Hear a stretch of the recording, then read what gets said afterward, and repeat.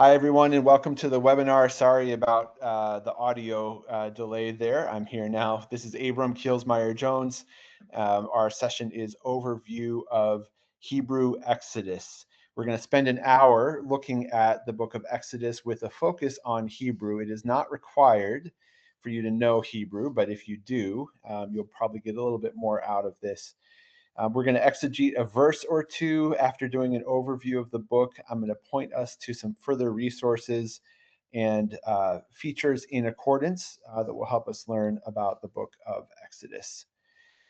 This handout that you see here on the screen is available to you in your GoToWebinar control panel. There's a section called Materials. If you click on that, it's an icon, got a piece of paper with a paper clip on it. If you click on that, you'll see this handout that I'm showing on the screen. If you're watching this on a recording, because we are recording today, you can email me at abramkj@accordancebible.com, and I will be happy to pass that on to you via email. There's also a questions box where you can ask me questions. There is a one-way typed chat that essentially is for questions. So I'll keep an eye on that and I'll respond either individually or I'll anonymously share your question with the group as we go. Let me just check in on questions and make sure that we're ready to go. Okay. I think we're all set. All right, overview of Exodus in Hebrew. Let's start talking first about the book. So we'll do a book outline together, or look at a book outline. We'll talk about the genre of Exodus. We'll move into frequently occurring vocabulary, which accordance can surface for you very quickly. Talk about Hebrew grammar, some recommended commentaries, and then I've got extended notes on a single verse just to get a sense of the kinds of things we might do with the Hebrew of Exodus in accordance.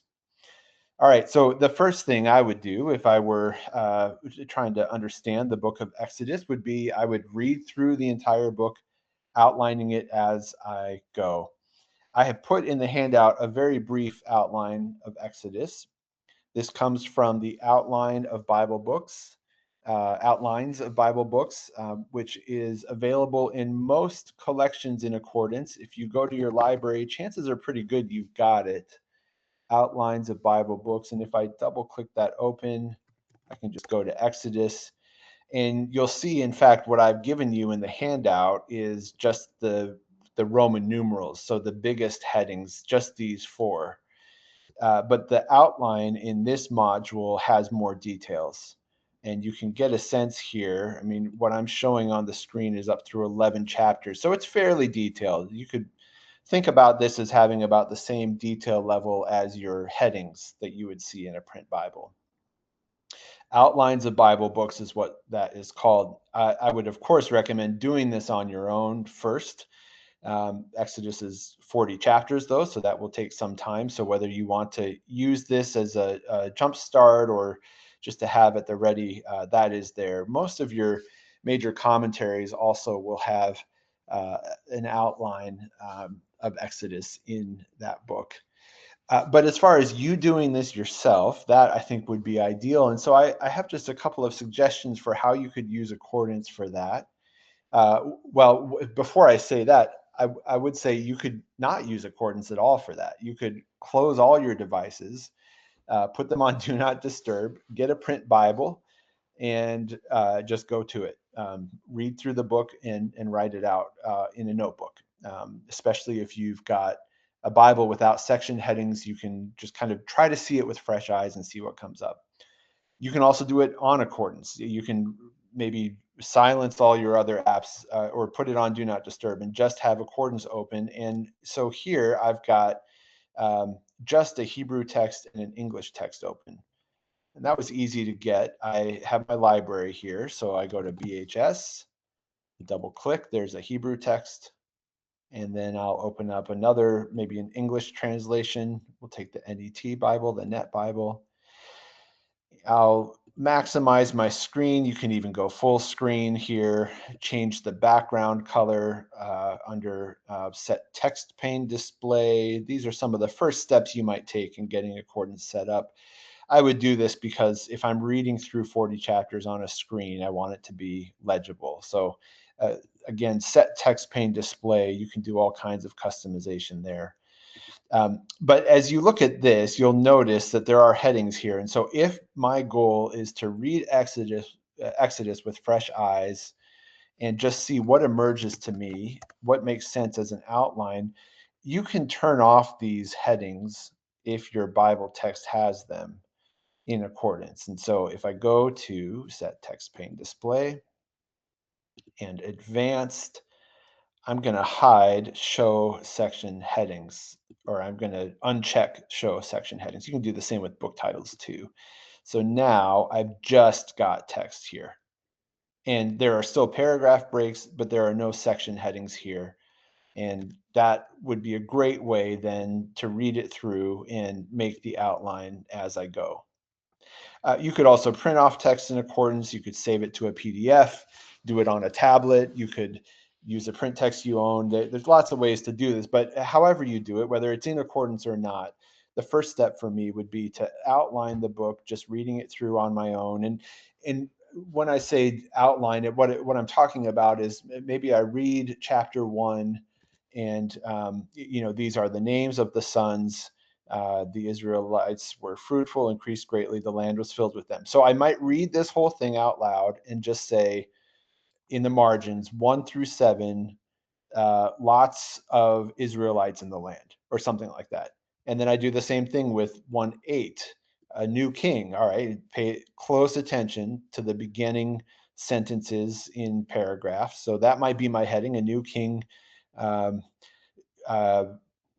declares war, or something like that. And then I go through, so paragraph by paragraph, I'm summarizing it. And then as I do that, they may synthesize into something larger. But my rough draft process of an outline is just as soon as I see kind of a main point, I'll make it there in the margin, or Accordance has user notes. You could do this in Microsoft Word, Apple Pages, or wherever is comfortable for you. And then I would do the double checking against either commentary, introductions, or something like the outlines of Bible Books tool, just to see if I missed anything, to see how other people are thinking about it. I would not start with this. I would read straight through and probably err on the side of more notes and more points, and then consider condensing as I get further. We're going to talk about genre and Hebrew vocabulary and all of that, but I think this step of reading through the book on your own, regardless of your knowledge of Exodus or Hebrew, or training, seminary training or not, anybody, I think anybody can make their way through the book. Maybe you do it on audio. And jot down some notes. Maybe even you speak notes into an app. I think this is something that is available to people regardless of background and training and all that. And I think it goes a really long way. So by the time you've done that, now when you think about genre, you'll have a good sense of this. I want to talk about the genre of Exodus, and that's important because the question is, what kind of book is this? And how might that affect how we read it? So we'll talk about genre now in Exodus. If you have any questions, of course, you can type them into the questions box, and I'll keep an eye on that as we go. All right, so genre of Exodus. This comes from the Dictionary of the Old Testament, the Pentateuch. This is the InterVarsity, the big black dictionaries in print. This is what they have to say about the genre. Exodus consists of several types of literature, but narrative predominates and provides the framework for the book as a whole. Other types of literature are woven into this framework, including poetry, Exodus 15, laws, Exodus 20, that's the 10 Commandments or the Decalogue, and instructions. That neither the laws nor the instructions relating to worship stand isolated from the narrative is important for the interpretation of the different genres. So I may have gone into this webinar either as you or as me thinking, well, Exodus is a narrative book, and that's quite right. But if I were to then stop and read through, I would see the poetry. I would feel the poetry. I would see it represented on the page in Hebrew or English. The laws, the detailed instructions on building would stop feeling like narrative. For example, when you get to Exodus 25, let's just jump ahead there. Take an offering. Here's the offering you're supposed to accept. And this is very detailed: gold, silver, bronze, blue, purple, scarlet, fine linen, goat's hair. And we'll stop there. Here's the ark you're supposed to make. Here's the atonement lid. All of a sudden, as a reader, I'm starting to feel like, where did the narrative go? I know where I am. I'm wherever, Exodus 24 has taken us to, up the mountain, um, 40 days and 40 nights. So the narrative is clear, but this is like a deep dive with the instructions. So it's a genre within a genre, if you want to think of it that way. So I thought that quote here did a good job of detailing that. And again, the idea here is that you want to read the book on its own terms. There are some distinct features in poetry in any language that you may not see in narrative. There are rhetorical devices, whether it's something like hyperbole or humor, direct speech, indirect speech, things like quoting, foreshadowing, all that kind of stuff you're going to want to look for as you read it through. I think you will have a pretty good idea of this, namely the genre of Exodus, after you've read it through. So even if you see this and you think that's a lot to keep straight, I bet that if you had just read straight through Exodus before looking at this quote, those would have all stood out to you. For example, you would have, it's a narrative and it's a story and you would have followed it. You would have gotten to Exodus 15 and you would have seen in your English translation how this is indented here because it's a song. And even if you didn't have a Bible that indented it, you would see Moses and the Israelites sang this song to the Lord. So it's clear that within this narrative, here's a song, poetry. And then more narrative in verse 20, and she's got a little bit, and then back to what you might think of as just straight narrative. So that's an important question to ask. Where am I in Exodus? Where am I in the narrative? And what is the book doing? Is it moving into something like poetry or instructions? How should I read these? There's a great resource. I didn't put it in your handout, but if you go to your library, if you've got this, these books have been around for quite some time. How to Read the Bible for All It's Worth by Gordon Fee and Doug Stewart. You see the first copyright date here, 1981. They also have How to Read the Bible Book by Book. That's a little new. Well, it's 2002. It's not new anymore, but this particular resource will give you orienting data for every book, is what they call it, orienting data for Exodus. We'll talk about the content. We'll talk about when this is.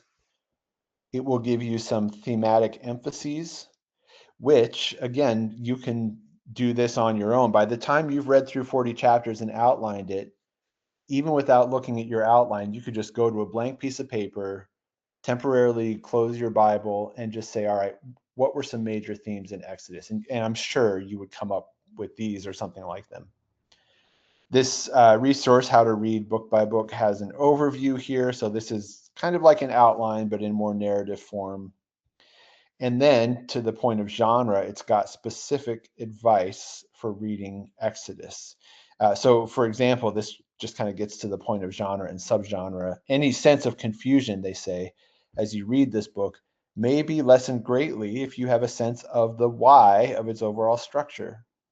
Why especially the instructions about and construction of the tabernacle in this narrative? Why not in Leviticus? The answer is that Exodus narrates the crucial matters that define Israel as a people in relationship to their God, Yahweh. And then there's more on this. This might even be something you read before you do your outline if you have access to it. So that's a great resource. You'll get more than just what I've shown you is here. Really good way to get yourself oriented to a given book. But that's outline and genre. And again, this is all a personal preference. It may be that before you read through a book and outline it, you want to know what you're getting into, in which case you might check some secondary sources first to get a sense of the genre and then go through and do your outline. But again, I think, not to underestimate how much you will be able to do on your own before you even get to other resources. I like to do this first if possible, and then check other outlines, check commentaries on the genre. And by this point, I've got a pretty good sense, if I've done all of these steps, which are admittedly time consuming. Once I've done all of these, I've got a pretty good sense of the book as a whole and where it's going. From there, I want to move from the overview part of Exodus to the Hebrew part of Exodus. So we're going to shift now into talking about vocabulary, Hebrew vocabulary, and Hebrew grammar in Exodus. Let me pause before we do that and see if you've got questions or comments on anything to this point.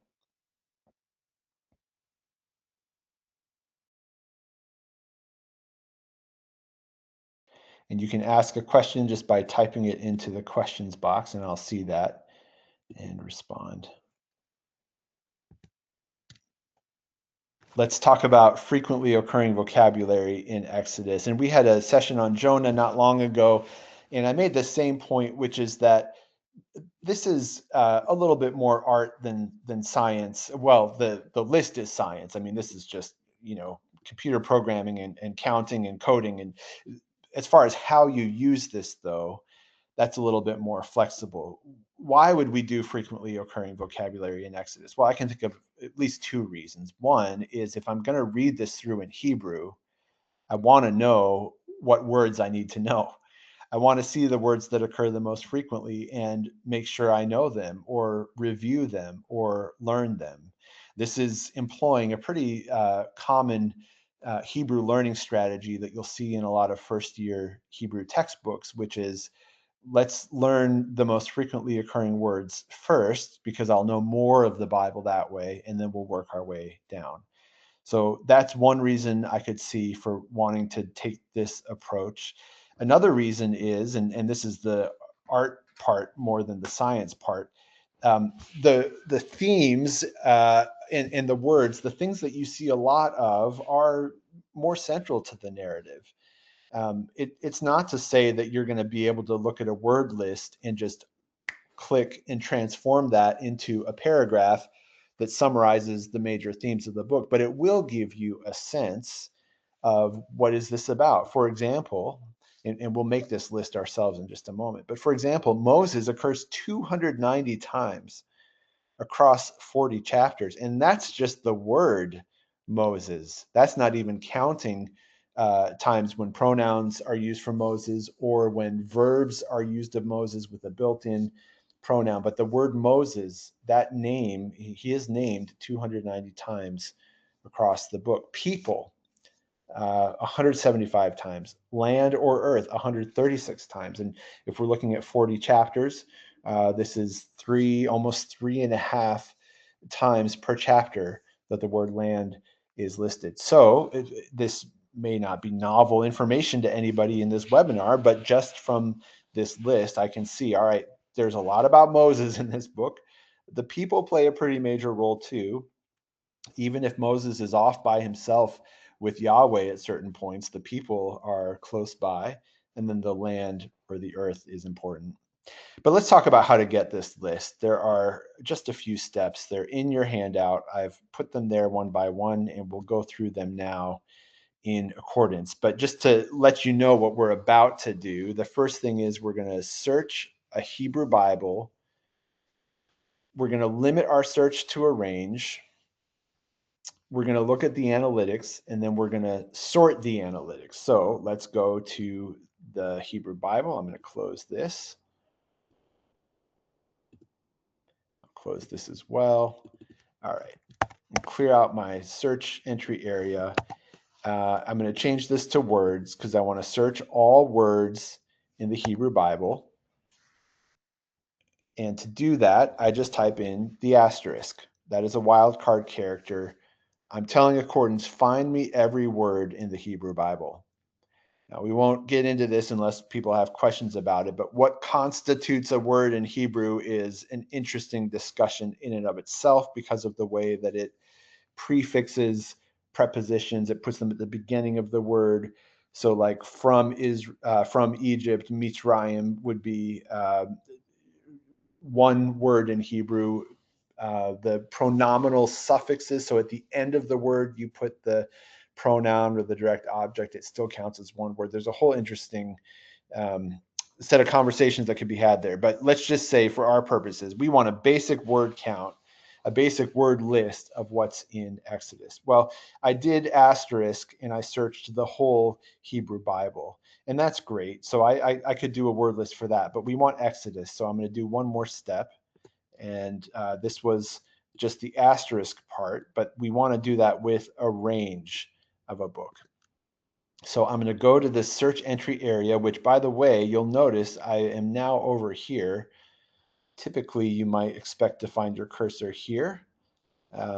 Like if I open up the Net Bible, there's the cursor. If I search in words, it's going to be left to right. Well, Hebrew is right to left. So as soon as I tell Accordance that I want to search this text, not by verses, but by words, I get the asterisk. So I'm going to add a range now, but I have to add the range to the left of the asterisk. So I'm just going to make this easy on myself. And instead of worrying about left to right, right to left, I'm going to right click and enter command. And there's range. There's also a keyboard shortcut. I could just start typing R-A-N-G-E. It's got me set to Hebrew, but it gives me this option here in the drop down. You can also get the range command from search, enter command up here. So I want the range command. And as soon as I select it, it gives me a question mark with a light green highlight. And I'm going to type in Exodus or any abbreviation that Accordance will recognize. E it probably won't because that doesn't differentiate between Exodus and Ecclesiastes, but EX will give you Exodus, EXO, and so forth. All right, so now what I've got is a full list of all of the words in Exodus, which is not any different from actually opening the text to Exodus. And they're all in bold and red. So we may be asking, how is this useful? Well, it may not be that useful yet, but now we're going to do step 2, which is view the analytics. And the analytics are this pie chart right here. I already have some information. For example, I've learned already that I've got 1,213 verses in Exodus, and I've got 23,563 words. And that's not unique words. That's like the word count, like you would have in a document. All right, so analytics. And I'm going to go to word count totals, and I'm going to go to analysis. And then what I get here, that same information. So total number of verses, 1,213, that's listed here too. Total number of words, that was listed here, is listed here too. Number of different forms, 1,424. So those are unique words. So my vocabulary list is 1,424 words long. So I don't have to learn 23,000 words. That's the word count. I only have to know 1,424 words. But more realistically, what I'm going to do is probably make sure I know like the top 25 or 50 or so. So for that, I need to change the order. It's showing in alphabetical order right now. But if I go to sort, I'm going to go to count down so that I get the most frequently occurring words first. And as I scroll down, I can see there's quite a few words that occur more than 50 times in Exodus. So those would probably be good ones to learn. And then this is where you can just decide what you want to do with this list. You could copy and paste this into a document. You could print it out. You could just keep it open here. You could even rename it and save this workspace and keep it handy. But now I've got a list that I can work from. And so I can do those two things I was talking about before. Number one, I can decide what I want to learn or even just look through. That's one thing. And then the other thing is I can start to see, all right, what words come up a lot that might point me to some important themes or threads in this book. So again, this is more art than science. Obviously, we're going to see, I won't call them filler words, but just words that come up in every text, like and, the, to, direct object, in, from, to. All right, but then we get to Yahweh, this particular title for God, 398 times. Moses is here at 290. I put that in your handout. But what this tells me, well, it tells me, I can say with certainty, it tells me that Yahweh, the name, occurs more frequently than the name Moses. I may be able to conclude from that Yahweh is more the main character than Moses. Personally, I do conclude that from Exodus. The data itself doesn't necessarily say that, but I think it makes it more likely. And as I read it through, you get that sense. So this already to me would shift me from if I came into Exodus and if you were to just say, if I hadn't been reading the book and you said, who's the main character of Exodus, I might say Moses. But looking at this list, I'm kind of reoriented a little bit, and I might say, well, actually, it's the Lord, it's God. And again, this is not perfect because we don't have pronouns here or times where like Yahweh is the subject of a verb but not named. But I think this is a decent way to measure it to see that, all right, clearly Yahweh is important 400 times. I mean, that he is named, God is named 10 times per chapter. So that's a lot. All right, so that's one thing. Asa, there's a lot of making in Exodus. I bet you that those are going to be more highly concentrated in that section where Yahweh says to Moses, make this, make that. There's a lot of speaking in Exodus, say, and so forth. And you could continue to go down here and see what stands out to you. Aaron is here too. Pharaoh, also main characters, but not listed nearly as much as Israel. Even with God, we've got Elohim here, so add that to Yahweh. So this, I just always find it interesting to scroll through these and see what comes up a lot. Like cubit, that's a lot of times. There's a lot of cubits, a lot of houses. Tabernacle mentioned a lot. Certainly other books of the Hebrew Bible will not have near this count for them, but this gives you a sense of what the book is about. And as I say, it can help you with your vocabulary. So you may just say, all right, I'm going to take, I don't know, just take a handful of these and you can copy it. I can open up a new text document and paste it in. I just quickly open TextEdit and then you can print it. And look, that's just 3 pages. However much, what did that take me up to 92 times? Your mileage may vary. You may even want to change the font a little bit here. You can play with that in your different word processing documents. But the point here is I have this list. I want to keep it. I can export it as well. Actually, I could even just try Command P for print, and that will print the whole thing, although I'm not going to print 85 pages, but I could export it as a PDF. So that's another way to make use of that. All right, well, again, I don't want to put too much emphasis on this list because it's just a list in a sense, but it is useful for vocabulary review and acquisition. And again, I think I have been surprised when I've gone through something as simple as a vocabulary list and it has shaped how I read a book. Case in point, Yahweh plus Elohim is far more occurring in Exodus than Moses. And so as I'm reading this, I'm not just going to be looking at God in relation to Moses. I'm going to be looking at God as God and seeing what does Exodus reveal about Yahweh? What is Yahweh doing? What is Elohim doing? Why is Yahweh used here and Elohim used elsewhere? We looked at that in Jonah last time. That's an interesting question. I'll mention this particular tool. I mean, you can do all this on your own in accordance, but there is the book-by-book guide to biblical Hebrew vocabulary that you could also access.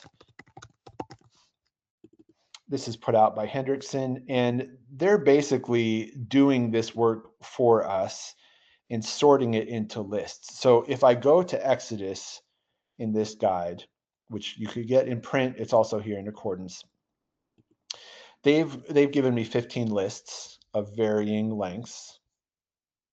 I mean, they're not short, but they're not overwhelming. And so list 1 has words that occur 21 to 51 times in Exodus. And then list 2, 21 to 15 times. But as we've just seen, you can do this on your own. It's just a question of, do you want it already done for you? If so, this may be a helpful resource, but you can make these lists on your own. And they talk more here about the value in learning vocabulary in this particular way. The idea being that you're uh, basically strategic about your focus so that you learn as much of the Hebrew Bible as possible. And so that's what we want to think about in terms of Exodus. And even if your vocabulary in Hebrew in general is pretty good, you will find that Exodus has its own unique terms that it uses a lot of that may not be used elsewhere. So there's going to be some vocabulary acquisition anyway. Let's move on to grammar. I'll see, just check and make sure we're up to date on questions. If you've got questions at any time, you can put them in the questions box. Let's talk now about the grammar of Exodus, the Hebrew grammar. Are there unique features there for us to be mindful of? This is a little bit of a harder question to answer as a whole, because there just are not a whole lot of resources that address it. And this is harder to do on your own. So you could, for example, search for all of the nifal infinitive constructs or call infinitive constructs in Exodus. You could search for all the third person pronominal suffixes. You can do all that in the search bar with this uh, tag command. I mean, you can build some pretty complex searches. That's not going to be, the vocabulary is all the vocabulary all at once. This is like one particular grammatical category at a time. So you could do this. You could look at all the verbs, maybe that might be helpful. But I think what might be even more helpful is to think about this a little bit more contextually. So I'm going to go to Exodus 1:1, and I'm going to go to my Add Parallel button.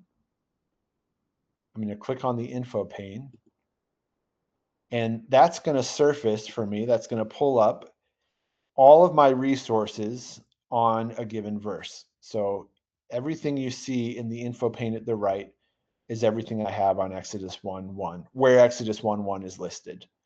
These are commentaries, study Bibles. You can expand and collapse these. What I want for this section is grammars. I just want to see as I go, what do my grammar textbooks have about Exodus? Now, this is, like I said, a much more contextual approach, whereas with vocabulary, we were looking at everything all at once. Here, we're looking at it a verse at a time. You may find, depending on the commentary, and we'll talk about commentaries in a moment, you may find some of the more Hebrew-oriented commentaries will say something in the introduction about the grammar. So if I go to Kregel, I'll just go to the introduction and see we've got sources and composition, the text of Exodus, and look at this, the Hebrew of Exodus. So that's wonderful. I might start there, but it's not very much. I mean, this is not like an extended profile of the Hebrew of Exodus. So even I have found, even in the Hebrew heavy commentaries, there's not a lot of pre-written, grammatical profiles of particular books. So these would be the resources, and we'll come back to these in a minute, but these would be the ones that would be most likely to have them. But I think that the better way to do this, for me anyway, is to go through this contextually, verse by verse, with the info pane open, paying special attention to grammars. And so I will be in Exodus 1:1 as I am here, and I'll see I've got 3 grammars that mention Exodus 1:1 as a reference. So I'm going to hold Command or hold click on Windows. I'm on Mac. I'm going to click the book icon, and it takes me to just one hit, the consummate expression of divine mercy with which the book of Micah ends finds its expression at the beginning of the composition with the identification of the prophet's name. That is, in fact, a typo. That should be Micah 1:1, but it went to Exodus. All right, so that was a dead end. I'll have to report that correction. Here's Exodus 1:1. But here it's talking about Greek. So sometimes you'll find nothing, other times you'll find something. Here's Exodus 1:2. Here's Juan Muraoka, and this has the logic of the striking distribution of the conjunction. So whether I know what that means or not, I've got a verse reference here. So what I find myself doing often is, especially if I'm going in depth with a passage, I will keep the info pane open, and as I advance verse by verse, this is going to change because, as you see here, I don't have Exodus 20 verse 1. It's not a reference in any of my grammars, but Exodus 20 verse 2 is. So I'll see what Walt Key O'Connor's got. I am Yahweh your God. Might have to scroll up and see what that's talking about. It's talking about pronouns. Nearly all pronouns are inherently definite, and so on. So this is admittedly not a very systematic way to review Hebrew. I find it to be a pretty sustainable way because it's in context as I'm reading through. I can see grammar as I go. But you might consider this one other way of doing it. You could search your grammars by reference as a whole for all of Exodus all at once. So for that, if I go to a new research tab, so File, New tab, Research, I've got a blank slate here. This is basically going to search anything in anything. What I want to search is verses, and I'm just going to say Exodus. I could say 1 through 40. I don't think I need to, but I'm going to search for verse references basically in all of my grammars. So I hit enter, and I've got a lot of hits. So for example, here's Gesenius, a more advanced grammar, 796 hits for Exodus. Some of these are just references, but others you'll find examples of certain Hebrew constructions. So again, this is, I mean, it would be very difficult to actually, and time consuming, to go through all of these hits, develop a profile of the Hebrew from that. Some of this is going to be, examples that could have been any other verse. So this is not necessarily efficient, but it is a good starting point. You might just look through a few of these and see what are some of the grammatical questions that come up. And as I say too, commentaries will help here. These ones listed here are more likely than others to have something on the Hebrew of Exodus in particular. Let's pause again and see if we've got questions or comments. You can ask those in the questions box.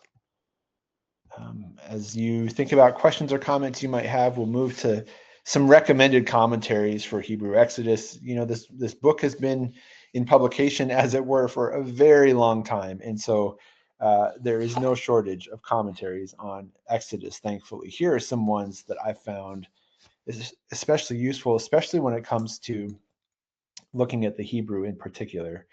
I've listed them here and hyperlinked them. We won't go through them all, but there's the JPS Torah commentary. That is the Jewish Publication Society. Let me just open that up. That's part of the Torah commentary. And just to give you a sense, if I go to, let's just say in Exodus 20 verse 2, that comes in as part of the covenant at Sinai. Here's the Decalogue. It talks about a royal self-identifying formula. That is the I am the Lord your God.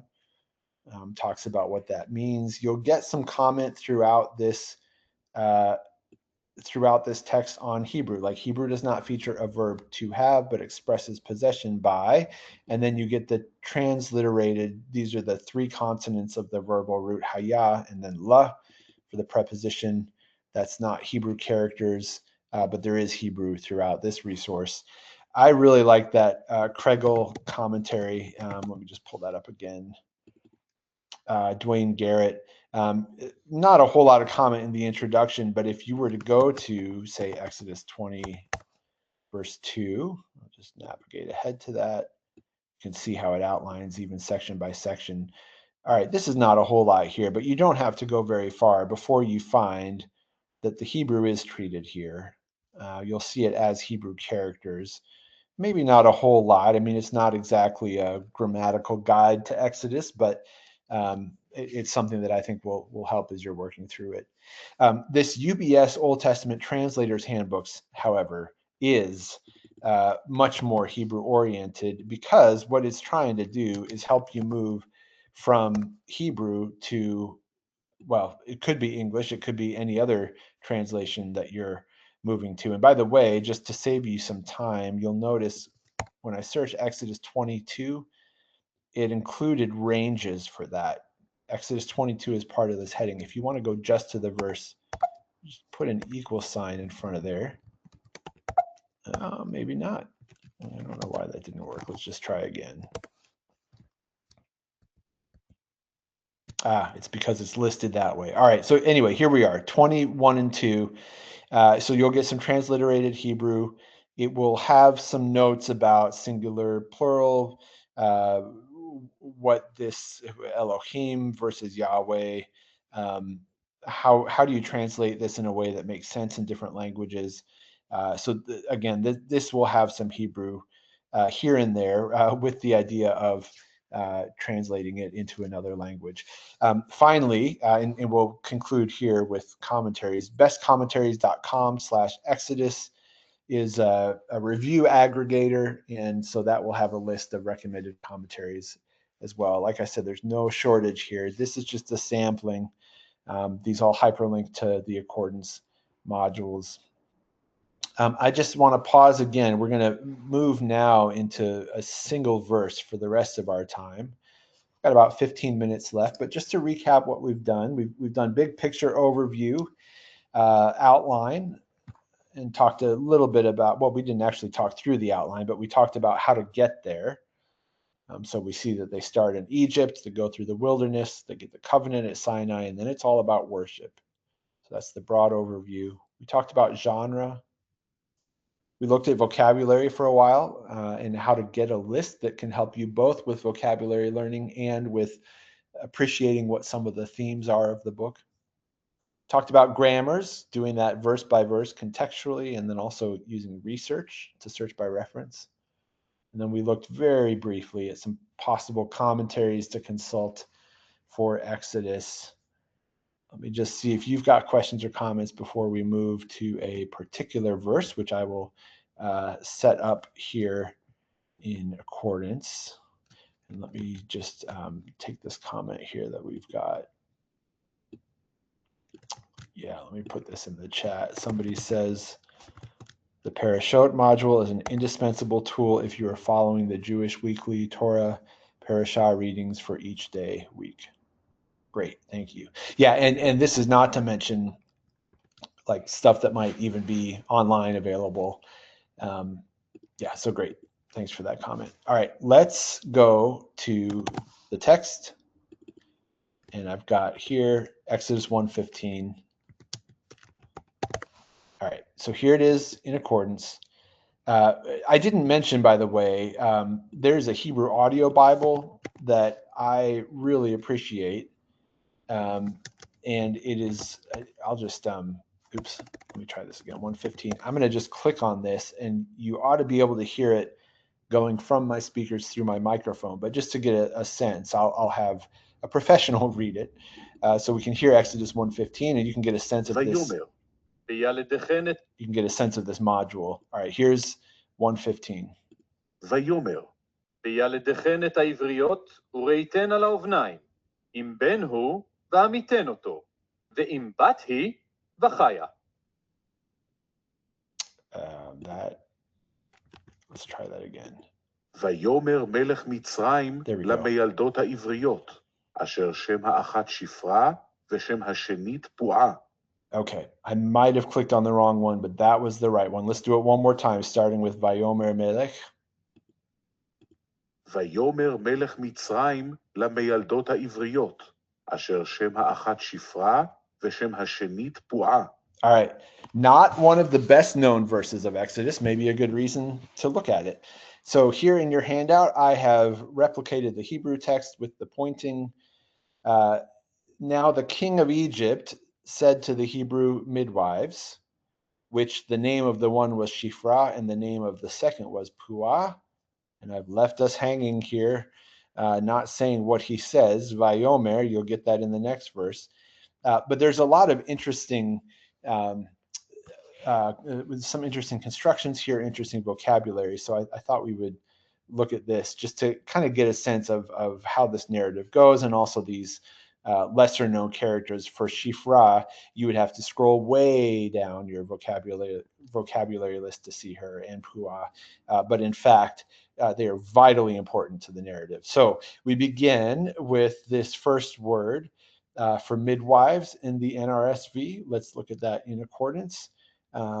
We've got, and he said, and the king of Israel, or Pharaoh, said to Lam Yaladot. So I could, you've got the la for two. So we've got, if I triple click this word, that comes from Yeled.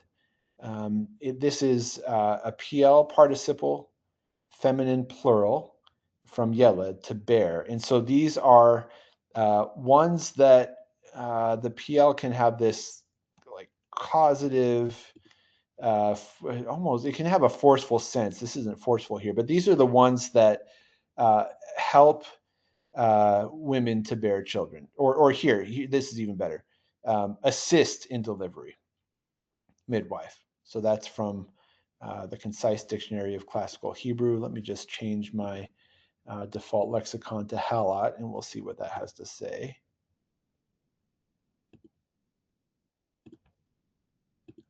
All right, let's try again. So we've got the call, give birth, the nifal, to be born, and then here's the PL, to help give birth. All right, midwife. And it even gives us Exodus 1:15 here. So that's midwives, PL participle, to help give birth in Halot. So here I might, and there's a lot more to do with that vocabulary word. It would be worth seeing where else are these used. There's some historical research to do here. I might look at commentaries. I don't have to look at a commentary to know that midwifery in the book of Exodus is going to be different from midwifery today. And so it might help me to know, well, what exactly did that mean? Even if the role is the same, obviously technology was like vastly different in terms of childbirth. So what are we looking at here? So for that, I would look at commentaries in the info pane. I also, thinking about the grammar, would want to see, do I have anything in my grammars on this? Sure enough, here's Juan Muraoka. This is one reason I picked this verse, because it happens to have a really good example, and the info pane surfaced that. So it looks like I'm in a footnote here. Let me just scroll up. Yeah, I'm in a footnote, but let's just see what I get here. As may be illustrated by English criminal lawyer, the syntactic ambiguity may occur with another syntagm for noun expansion, namely by means of an attributive adjective. To the Hebrew midwives, one would like to know whether the midwives were assisting their co-religionists, or whether Egyptian midwives were assisting Hebrew women in labor. So the question is, are these midwives who are Hebrew, or are they midwives who are Egyptian for the Hebrew women? And it is ambiguous in and of itself. And here's that quote. I actually put that from Juan Muraoka in the handout here. So just an interesting question. You can see here in this translation, I think this was my translation, Hebrew midwives. Now you can get that from further research, and I'm abbreviating all of this, but who are the midwives? Well, they're mentioned by name. Do we have any evidence that these are more Hebrew names than Egyptian names? And so you could look at different commentaries to help you with that. Here, in fact, it just says there's a tradition that they were Egyptians, but the two names are Semitic, and there's more that you could research there. Garrett, from the Krego commentary that I showed earlier, says, frustrated at the failure of forced labor to limit the population of the Hebrews, the Pharaoh, and that is named as Melech Mitzrayim, the Pharaoh was prepared to resort to genocide. His first effort in this direction was evidently clandestinely done, as he privately told the two midwives to kill all the boys born to the Hebrews. We have to go to verse 16 for that, but we'll see that that's what he's going to say. When you assist, when you midwife the Hebrew women, if it is a son, kill him. If it is a daughter, she may live. But the midwives feared God and did not do what the king of Egypt had told them. They let the boys live. Shifra and Pua are not thought of as main characters in Exodus, but if this incident doesn't happen, potentially the whole book of Exodus doesn't happen. Now you can think theologically, God can make a way where there is no way. That's one of the themes of Exodus. Maybe there are other ways to do this, but this is just vitally important that they take this action. All right, so 4 things about these women, and I know this is kind of a deep dive on some lesser known characters, but very important ones in my view to this book. They are Hebrews, I think. They're midwives. We know that. We know that the king of Egypt was talking to them. And we know that the name of one was Shifra and the name of the other was Pua. So it's not nothing that we know about them. We know these things.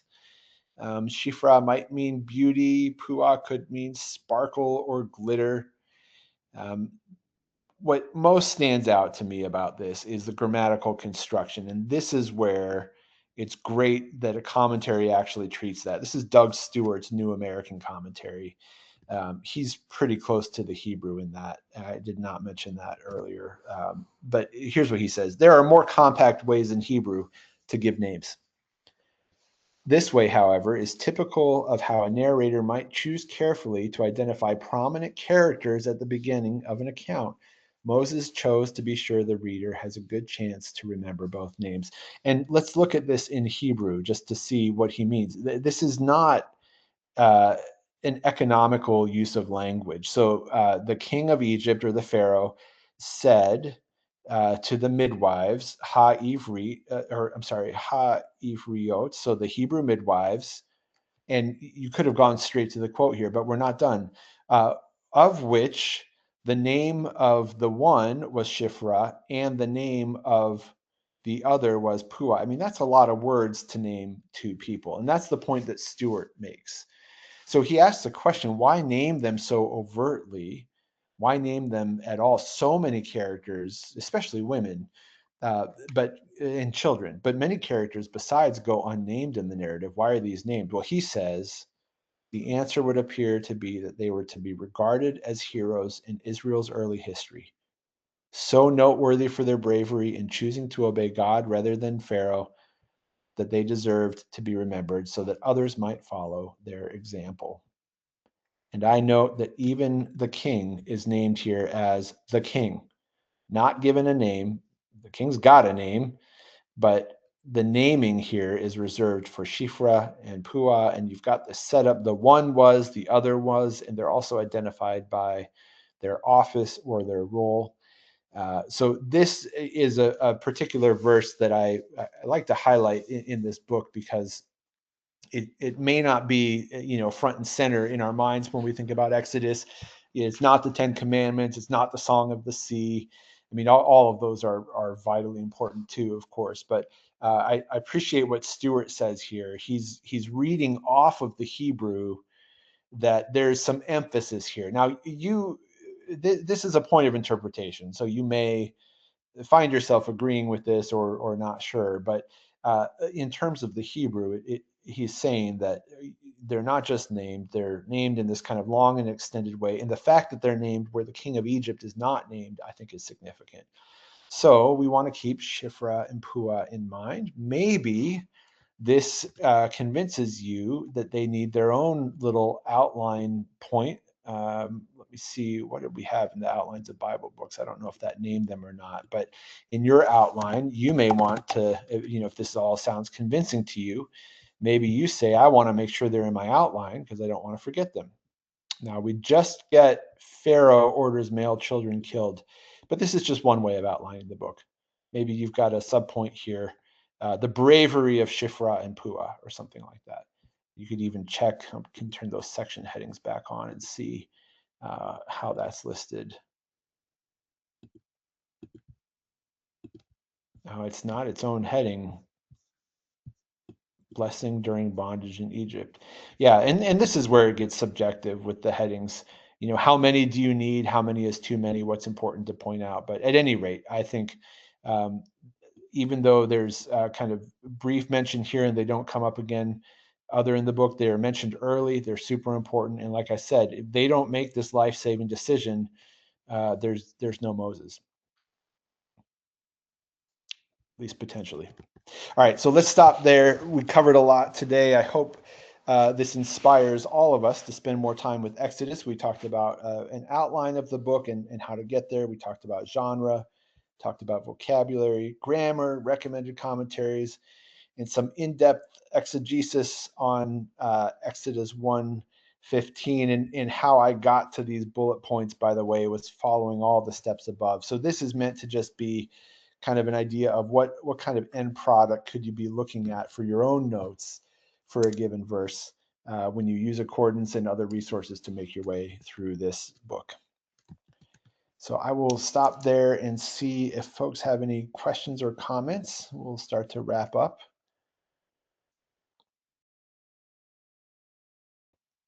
I think we are caught up on questions. If you've got any, would be glad to take them. Let me, I'm going to end the recording and then I'll stay on for just a moment for you who are here live. But if you're watching the recording, just to remind you again, if you email abramkj@accordancebible.com, I'd be happy to pass this handout on to you. And thanks very much for watching today.